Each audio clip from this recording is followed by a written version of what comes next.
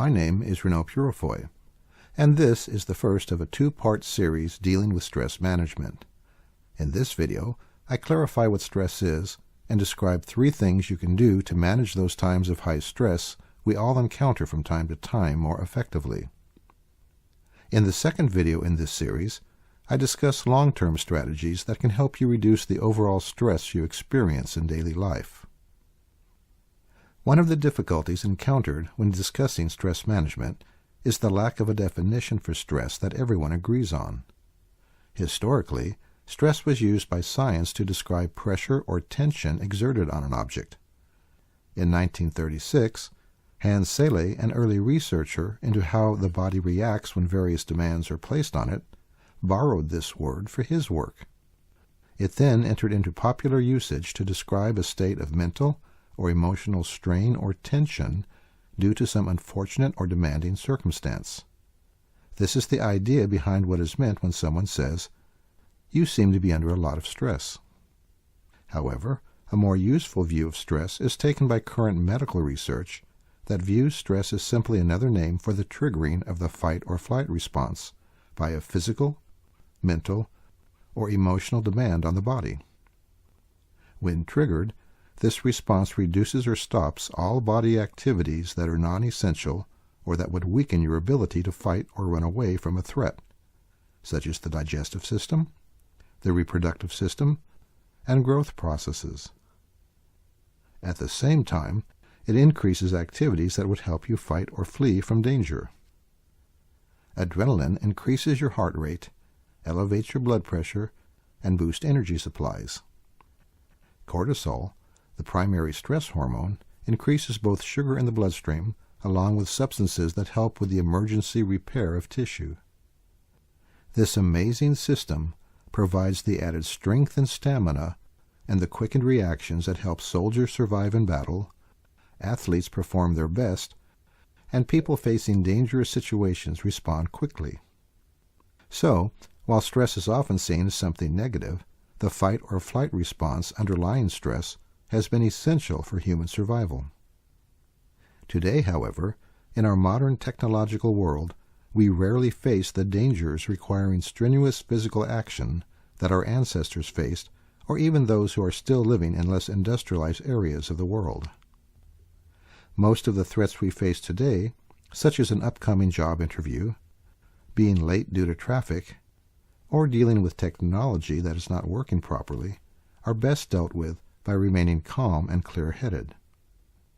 Our bodies, however, respond to any threat that triggers strong emotions as if it requires an immediate physical response. So, when you become angry because a program on your computer or phone is not working properly, or anxious due to an important upcoming deadline, your body triggers the fight or flight response to prepare your body as if you were going to fight a wild animal that is about to attack you. Another aspect of stress that causes problems is the fact that the fight or flight response is meant to last just long enough to get you out of danger. Once the perceived threat has passed and adrenaline and cortisol levels drop, your heart rate and blood pressure return to normal, and the various systems that were turned off, such as digestion and body repair, resume their regular activities. But when stressors are always present and you constantly feel under attack, the fight or flight response stays turned on. Just look at the photos of a few of our recent presidents when they entered office and then 8 years later when they left. Because the constant stress of the job kept their bodies on alert, normal maintenance and repair was suppressed, causing accelerated aging. Now let's take a quick look at those things that trigger stress. These are called stressors and can be purely physical, such as hard work, noise, accidents, or disease, or they can be any one of 5 different psychological stressors that trigger a strong emotion that activates your fight or flight response. The first psychological stressor is pressure. This is when you are faced with an internal or external demand to complete a task or activity within a limited time frame or in a specific way. For example, you have a job or school assignment with a due date and specific instructions as to how it is to be done. The second is frustration.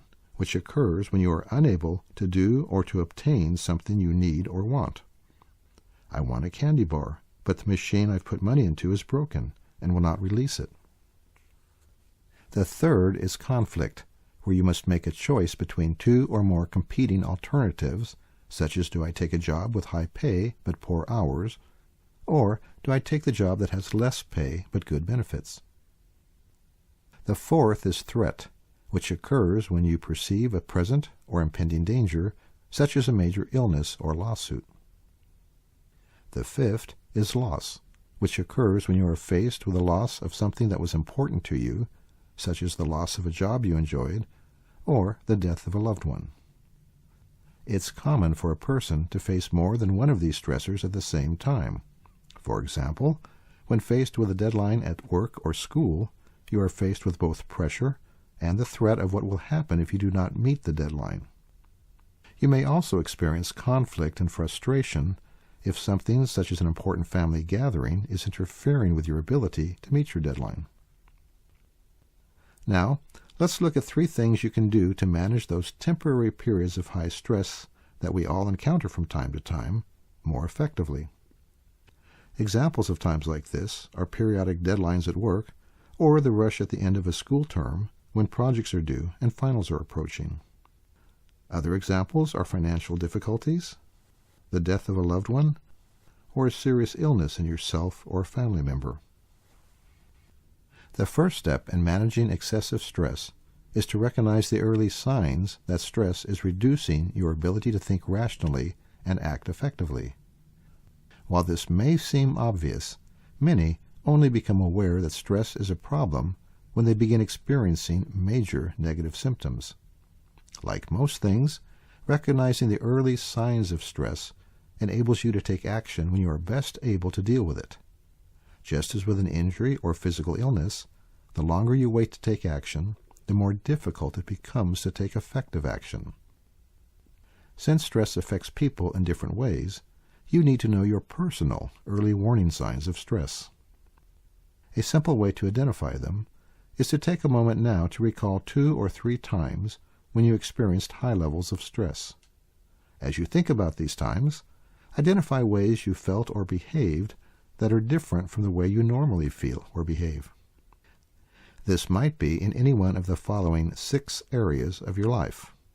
As you consider each area, keep in mind that some have indicators in many of these areas, while others have indicators in only 1 or 2 areas. The first area includes physical symptoms you experience in your body, such as headaches, loss of appetite or increased appetite, and sleeplessness. Because chronic stress interferes with your immune system, some experience rashes or an increase in infections such as the flu or colds. Since most chronic physical problems like asthma or Crohn's disease are stress-sensitive, stress often causes an increase in the symptoms related to a chronic condition. The next area includes mental signs. Because stress decreases your ability to think clearly, it can cause forgetfulness, difficulty in concentrating, increased mistakes, and indecision. Next, we have indicators in your emotional life. The decreased ability to think clearly tends to cause you to be more emotional. This could range from simple irritability to a marked increase in anger, anxiety, or crying over things that normally do not bother you. There are many different behavioral indicators of stress. Often, there is an increase in the use of profanity, put-downs, or sarcasm due to the increased emotionality produced by stress. There can also be difficulty in getting started on things that need to be done or an increase in activities that waste time. Turning to alcohol or comfort foods such as sweets is also common. Another important sign of stress for many is a change in how they relate to others. Stress causes some to distance themselves, while others become more clingy and demanding. Often, there is an increase in conflict in relationships. The final area where stress might be seen is in the spiritual area of your life. This includes those beliefs that give you a sense of purpose and direction. Excessive stress can make it hard to draw on them and lead to apathy, cynicism, or a sense of helplessness or hopelessness. After taking time to consider each of these areas, pick 3 indicators of stress that you feel are most common in you when you're stressed. Write them on a card and review the card once a day for a week. This will help you notice one or more of them when stress is beginning to take a toll on you. Before we go on and look at what you should do when your stress indicators are signaling that stress is beginning to affect you adversely, we need to consider an important principle that underlies them. Your body is a machine with a limited amount of energy. Like any complex machine, your body can only do so much before it needs to be repaired and resupplied with fuel. Because your brain is a physical organ, it does not function as well when you are sick, hungry, tired, or stressed as it does when you are rested and feeling good. This means your ability to reason and make decisions is reduced at these times. This causes an increase in distorted thinking that tends to trigger increased anger or anxiety and inappropriate behavior. Take a moment to think of times when you said or did something you later regretted. It was probably when you were sick, hungry, tired, or stressed.